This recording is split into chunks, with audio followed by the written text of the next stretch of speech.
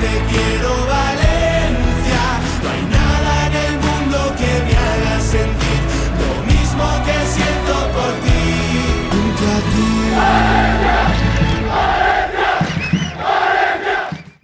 Bonjour à tous, on se retrouve pour une nouvelle vidéo VCF France sur nos anciens.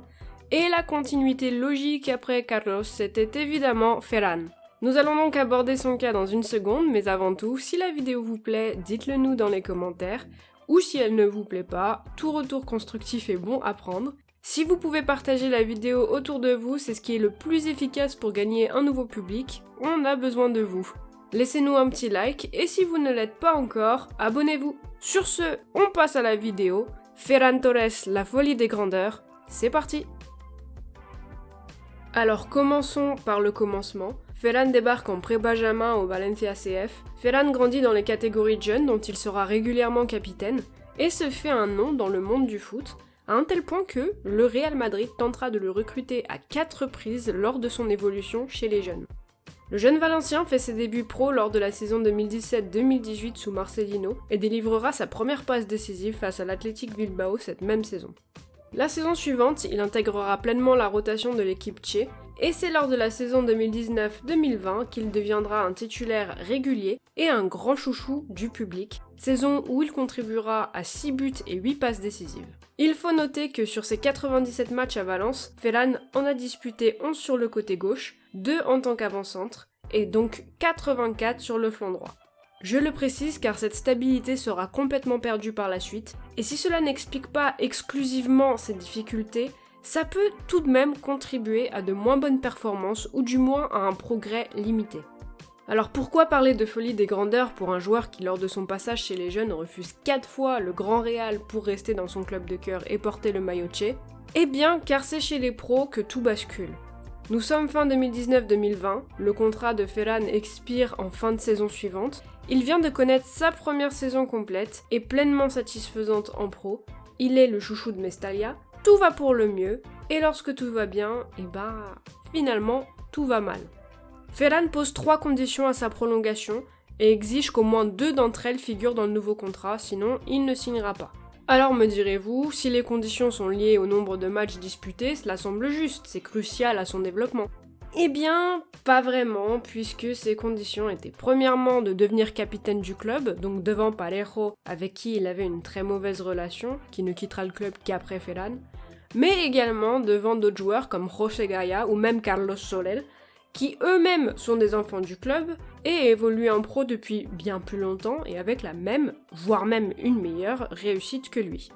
Deuxièmement, de devenir un des plus gros salaires de l'équipe. Les plus gros salaires à l'époque étaient ceux des cadres de l'équipe, des joueurs tels que Parejo qui avait passé près de 10 ans au club. Et dernièrement, de négocier son nouveau contrat directement avec Peter Lim pour selon lui avoir la preuve que le club compte sur lui. Peter Lim, qui on le rappelle a foutu 3 fois les pieds à Mestalla, ne se soucie ni de Ferran, ni de Parejo, ni de Valence. C'est donc une bien mauvaise façon de savoir si le club tient à toi ou pas, mais bon. Le club refusera ces conditions, et son départ deviendra donc inévitable. Il faut cependant être juste, le club a aussi ses torts dans cette histoire.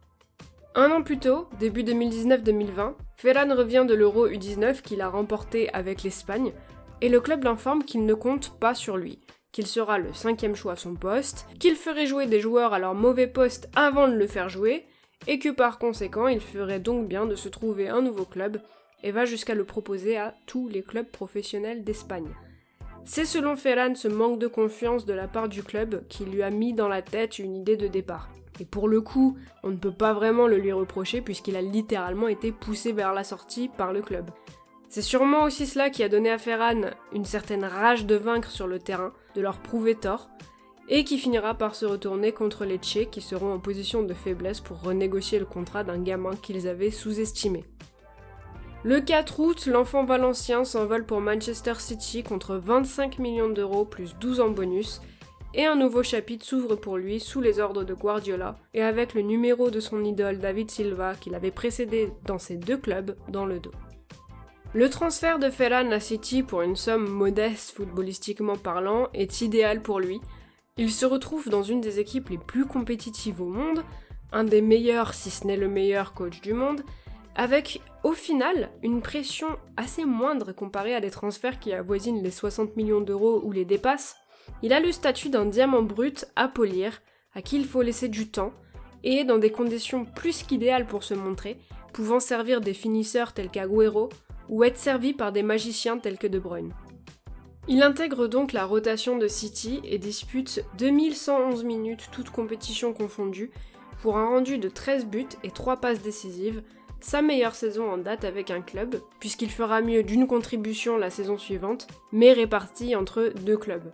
Pep divise son temps de jeu équitablement entre l'aile droite, l'aile gauche et le poste d'avant-centre, et Ferran sait se montrer décisif sur chacun de ces 3 postes. Ferran semble alors suivre la trajectoire qu'on lui prédisait, et remporte la Premier League avec City ainsi que la Carabao Cup. Début de saison 2021-2022, il effectue un début de saison tonitruant, 3 buts et 1 passe décisive en 6 matchs. Malheureusement pour lui, une fracture du métatarse l'empêchera de continuer sur sa lancée, et on arrive donc à ce que je considère être sa plus grosse erreur, sa signature au Barça pour 55 millions d'euros plus 10 en bonus. Alors comprenez-moi bien, ce n'est absolument pas pour tacler gratuitement le Barça, mais je pense que les fans seront tout aussi d'accord que moi pour dire que le Barça de l'époque est un Barça en perdition, qui n'a d'ailleurs pas encore retrouvé sa superbe, qui finira la saison à 13 points du Real. De plus, il arrive pour une grosse somme, et avec un statut tout autre puisqu'il arrive en tant que titulaire, et par conséquent une pression bien plus omniprésente, voire presque écrasante. On parle d'un Barça dans lequel des joueurs confirmés tels que Griezmann, Depay, Pjanic ou Coutinho se sont ratés, voire effondrés pour certains. Et je ne ferai pas la liste des jeunes car elle est effrayante. Réussir dans les meilleurs clubs du monde est forcément compliqué, mais si en plus le club est complètement instable, alors c'est presque mission impossible. Il n'y a pas que le Barça, on peut aussi le voir à la Juve ou au PSG, voire même à United qui semble se stabiliser à présent. Ce sont des clubs où au final extrêmement peu de joueurs réussissent lors de ces dernières années. Et c'est bien là la grosse erreur de Ferran.